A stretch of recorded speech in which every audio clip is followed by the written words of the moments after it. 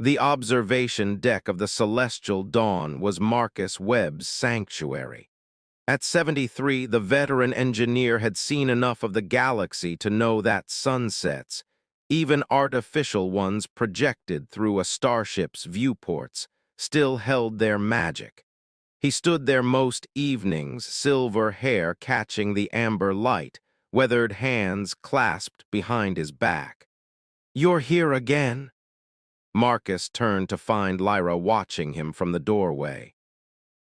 The young Voltorian woman, barely 20 in Earth years, had made a habit of finding him here.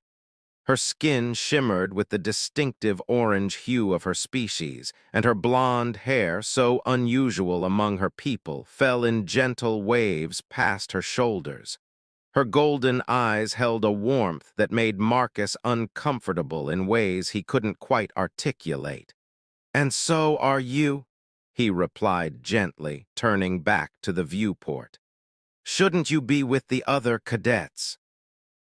"I hear there's a gathering in the recreation hall." Lyra moved to stand beside him, close enough that he could smell the faint lavender scent Voltorians naturally produced. "I prefer the company here," Marcus sighed. This had been happening for weeks now, ever since he'd pulled her from a malfunctioning escape pod during a routine debris field sweep. She'd looked at him then with such gratitude, such intensity, that it had unsettled him. That intensity hadn't faded.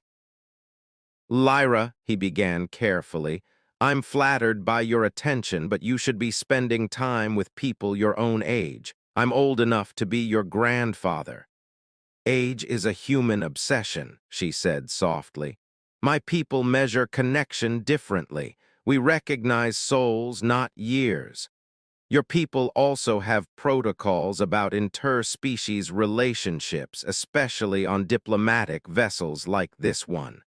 Protocols aren't laws, Marcus, and my feelings aren't a violation." He finally looked at her fully, seeing the earnestness in her expression, the slight tremor in her hands as she gathered courage. "Lyra, what you feel? It's gratitude. I saved your life, that's all this is." Her golden eyes flashed with something between hurt and defiance. "Don't diminish what I feel by calling it gratitude. I know my own heart." The situation came to a head 3 weeks later when Marcus found a small package outside his quarters. Inside was a traditional Voltorian courting gift, a hand-carved crystal that pulsed with bioluminescent patterns, responding to the emotional resonance of whoever held it. The craftsmanship was exquisite, likely representing months of work. Marcus stood in the corridor, holding the crystal, feeling its gentle warmth against his palm. The patterns shifted from deep blue to soft rose, responding to his conflicted emotions. He couldn't accept this. He wouldn't. He found Lyra in the botany lab, tending to the exotic plants her people had contributed to the ship's agricultural diversity program. She looked up as he entered, hope lighting her features before she saw his expression. "I can't accept this," Marcus said, holding out the crystal. "Lyra, this has to stop." She set down her cultivation tools, wiping her hands on her work smock. "Why? Because of your human hang-ups about age? Because you're afraid of what others will think?" "Because it's wrong," he said, more forcefully than he intended. "You're young, brilliant, with your whole life ahead of you. I'm a tired old engineer counting down to retirement. Whatever you think this is, it can't happen." Lyra approached him slowly, and he found himself rooted to the spot despite every instinct telling him to retreat. "You see yourself as old and tired. I see a man who rushed into danger without hesitation to save someone he'd never met. I see someone who spends his evenings staring at artificial sunsets because he still finds wonder in beauty. I see kindness in every interaction, wisdom earned through experience, and a gentleness that makes me feel safe in a universe that often terrifies me. Lyra, I'm not a child, Marcus. My people mature faster than humans. At 20, I've completed my advanced education, served in 3 diplomatic missions, and made decisions that affected thousands of lives. I know what I want. And in 10 years, Marcus challenged. In 20, when I'm frail and you're in the prime of your life, what then? She smiled sadly. Voltorians live approximately 60 Earth years, Marcus. You could live another 20 or 30 with modern medicine. Our lifespans aren't so different. That information struck him silent. He'd never considered it. But that's not really the issue, is it? Lyra continued. It's not about time or age, it's about fear. You're afraid to let yourself feel anything because you think you don't deserve happiness. Marcus avoided Lyra for 2 weeks. He changed his routines, took meals at odd hours, and requested reassignment to different shifts. But the celestial dawn was only so large, and eventually their paths crossed again in the worst possible circumstances. The starboard fusion regulator failed during a routine system check, and Marcus found himself in the affected section along with 3 other crew members. The radiation containment protocols activated automatically, sealing them in the compartment as emergency systems fought to contain the leak.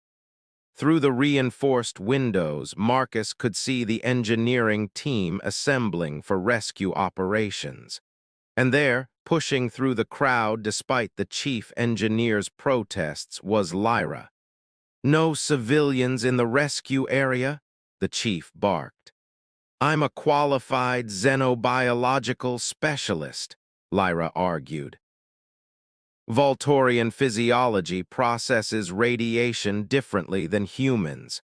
I can get closer to the containment field without the same level of protection. I can buy you time. Marcus pressed against the window. "Lyra, no, don't you dare." But she was already suiting up, moving with practiced efficiency despite the chief engineer's reluctant approval.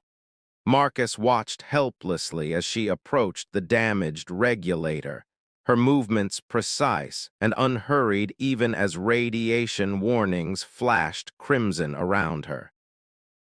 The other trapped crew members were showing signs of radiation exposure, nausea, disorientation. Marcus felt it too, a bone-deep weariness that had nothing to do with his age. Through the window, he watched Lyra work, her orange skin beginning to show faint luminescent patterns, a Voltorian stress response he'd read about but never witnessed. 15 minutes. That's how long it took for Lyra to manually bypass the damaged systems and reinforce the containment field enough for the rescue team to extract the trapped crew. 15 minutes during which Marcus could do nothing but watch the woman who loved him risk everything. When they finally pulled him out, when the medical team began their treatments and assessments, Marcus pushed past them. He found Lyra in the decontamination chamber, sitting on a bench with her head in her hands, her hair damp with the chemical shower, her skin pale beneath its orange tones. "You reckless, foolish, brave, impossible woman," Marcus said, his voice breaking. She looked up, exhausted but smiling. "I couldn't lose you. You could have died. So could you, that seemed more important." The incident report brought scrutiny, not because of Lyra's heroics, which were commended, but because several crew members noted the unusually emotional nature of her response. In a formal hearing, the captain questioned whether personal attachments had compromised professional judgment. Marcus sat in the hearing room, listening to Lyra defend her actions with calm professionalism.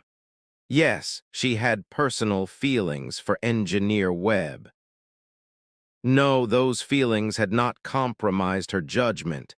She would have acted the same for any crew member in danger. Her specialized knowledge made her uniquely qualified for the rescue attempt. The captain, a stern Centaurian woman with decades of command experience, listened thoughtfully. Specialist Lyra, you're aware of the protocols regarding fraternization aboard diplomatic vessels. Yes, Captain. The protocols discourage, but do not forbid romantic relationships between crew members, provided they don't interfere with duty performance or create conflicts of interest. And you believe you can maintain that separation? I do, Captain. My feelings are my own. They require nothing from Engineer Webb except acknowledgement that they exist. The captain's gaze shifted to Marcus. Engineer Webb, do you have anything to add? Marcus stood, his old knees protesting slightly. Permission to speak freely, Captain? Granted. I've spent the last weeks running from something that scared me, not because Specialist Lyra did anything wrong, but because I couldn't reconcile her feelings with my own self-perception. I saw myself as too old, too worn, too unworthy of what she was offering. He looked at Lyra, who sat perfectly still, golden eyes wide. I was wrong. Not about the complications, not about the very real challenges we'd face, but about dismissing her autonomy, her judgment, her right to choose her own path. Are you saying you reciprocate her feelings? The captain asked. I'm saying I care deeply about her, that when I thought I might die in that compartment, she was the person I thought of, that she makes me laugh, challenges my cynicism, and reminds me why I fell in love with the stars in the first place. Marcus took a shaky breath. I'm saying I've been a fool. The captain was quiet for a long moment, then she nodded. The hearing is concluded. Specialist Lyra's actions were appropriate and commendable. As for your personal situation, she looked between them, I expect both of you to maintain absolute professionalism during duty hours. Whatever you choose to do on your own time is your business, but this ship runs on discipline and trust. Understood? Yes, Captain, they answered in unison. That evening, Marcus returned to the observation deck. This time, when Lyra joined him, he didn't turn away.